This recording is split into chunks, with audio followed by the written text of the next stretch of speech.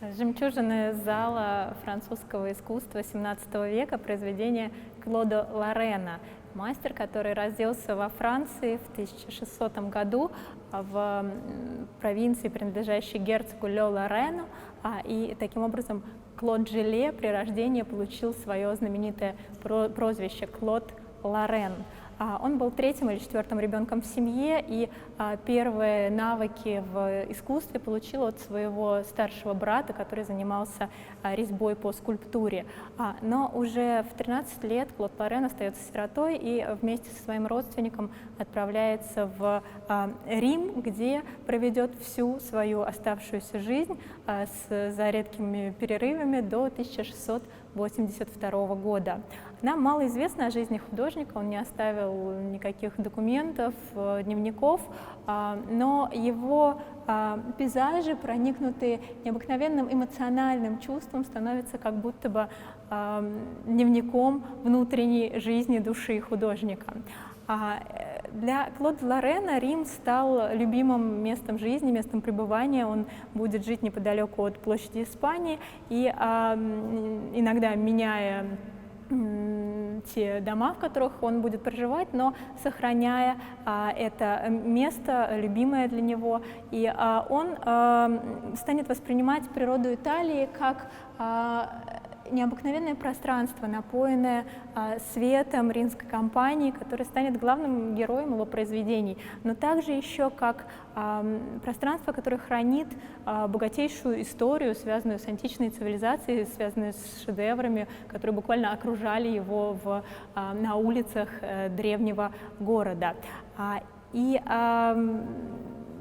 эти произведения, которые сейчас перед вами в экспозиции нашего музея, они становятся таким необыкновенным островком, где царит вечное лето, вечный свет, сияние солнца, тихий плеск волн и необыкновенная гармония и умиротворение. И действительно, свет становится главным героем произведений Клода Лорена.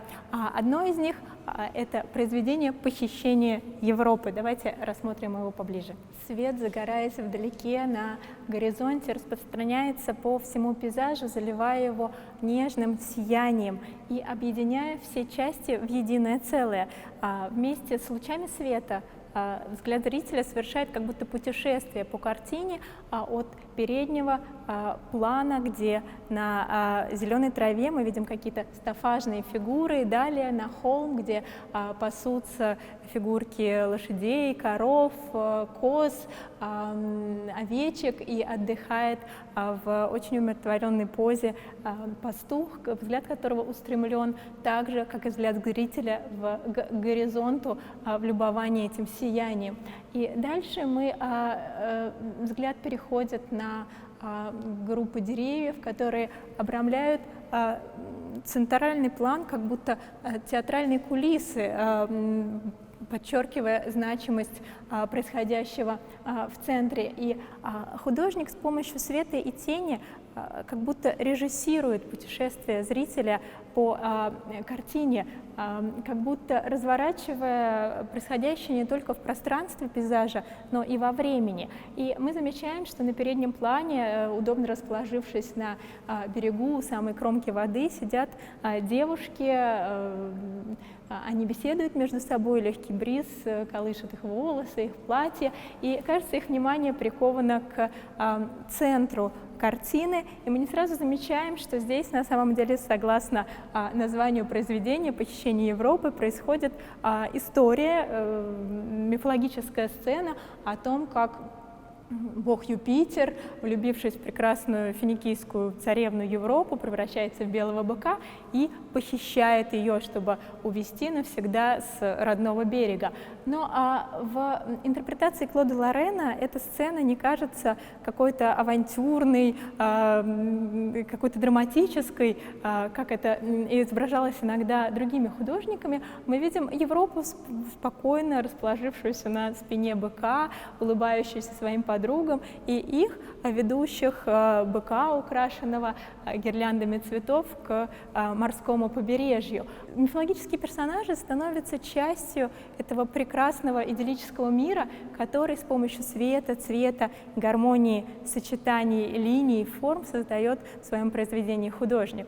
Клод Лорен создавал многие картины как парные произведения, и в данном случае они были в 1655 году он получает заказ от кардинала Фабио Киджи на создание 2 произведений. И когда мы видим рядом произведения Клода Лорена, создается впечатление, что все они составляют некую единую панораму, внутри которой оказывается зритель окутанный этим необыкновенным сияющим цветом, этой теплотой средиземноморской природы. Второе произведение, созданное по заказу кардинала, называлось «Битва на мосту», и в нашей коллекции оно также представлено, мы можем посмотреть его подробно. Здесь художник обращается к реальному историческому событию, битве на Мельвийском мосту, которая произошла 28 октября 312 года между 2 императорами Максенцием и Константином. И стало очень важным событием в римской истории, определяющим ход дальнейшего развития всей Римской империи, поскольку победивший в этой битве Константин стал главой всей западной части Римской империи и также способствовал тому, что христианство стало основной религией в римском государстве.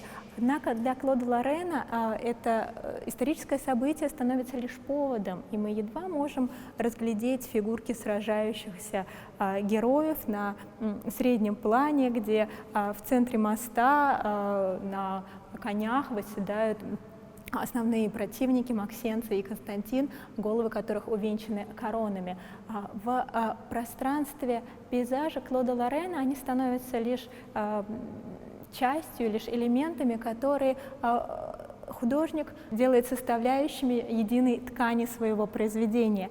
И мы видим, что подобно тому, как было решено похищение Европы, композиция картины «Битва на мосту» становится как будто зеркальной к своему парному произведению. Мы видим, что художник продолжает линию горизонта, как бы разворачивая этот пейзаж в бесконечность. Мы видим, как он открывает бесконечную глубину в сияющей, тающей в дымке дали, и мы видим, как постепенно, опять же, с помощью света он ведет взгляд зрителя от переднего плана к дальнему. Мы видим, как постепенно меняется цветовая гамма произведения от ярко насыщенных зеленых и золотисто-оливковых тонов на переднем плане к более холодным в листве деревьев, зеленоватым, голубоватым и к прохладной синей дымки, в которой тают очертания скал на горизонте.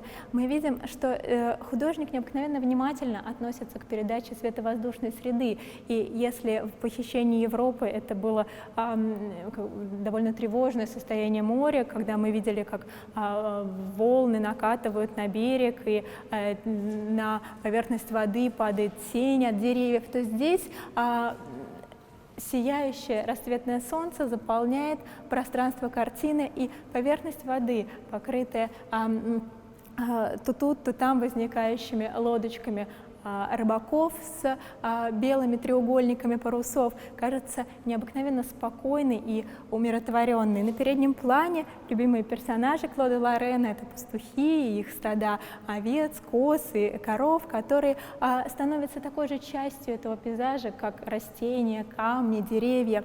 Благодаря знакомому Клода Лорена по работе в Риме, немецкому художнику и граверу Иохиму фон Занпорту, мы знаем некоторые сведения о методе работы Лорена, и в том числе Занпорт отмечает то, что Клод Лорен был страстным рисовальщиком с натурой. Он очень много работал на пленэре, на природе, создавал эскизы не только карандашом, но и этюды маслом, беспощадно и тщательно пытаясь передать как можно точнее все изменения в освещении, в характере природы. И хотя пейзажи Клода Лорена — это не реалистичное изображение природы, это сочинение, которое он составляет из отдельных элементов, тщательно, как будто в ткани музыкального произведения, следя за тоном, звучанием каждой составляющей, каждой ноты его композиций, но тем не менее отдельные детали совершенно точно основываются на его натурных наблюдениях. Так, на переднем плане мы видим необыкновенно точно переданные в форме листьев, в форме цветов, изображения растений, то, как переплетаются стволы деревьев и их ветви, то, как показывает художник освещенную солнцем теплую кору, и то, как необыкновенно подробно и точно он передает, может быть, самое сложное для живописца пространство неба, где мы видим белесую дымку там, где вот-вот должно появиться солнце, и более яркие, насыщенные голубые тона в небесной лазури в противоположной стороне неба, на фоне которых выделяются кроны деревьев. Идеальный пейзаж Клода Лорена, созданный воображением художника, приглашает как будто бы и воображение зрителя к действию, к путешествию в этом прекрасном, напоенном светом, гармонии, солнцем римской природы пейзажи. И хочется покончить словами римского поэта Вергилия, произведения которого легли в основу сюжетов многих картин Клода Лорена. «Счастлив тот, кто все тайны природы постиг». Кажется, что эти слова сказаны о Клоде Лорене и о его идеальных пейзажах.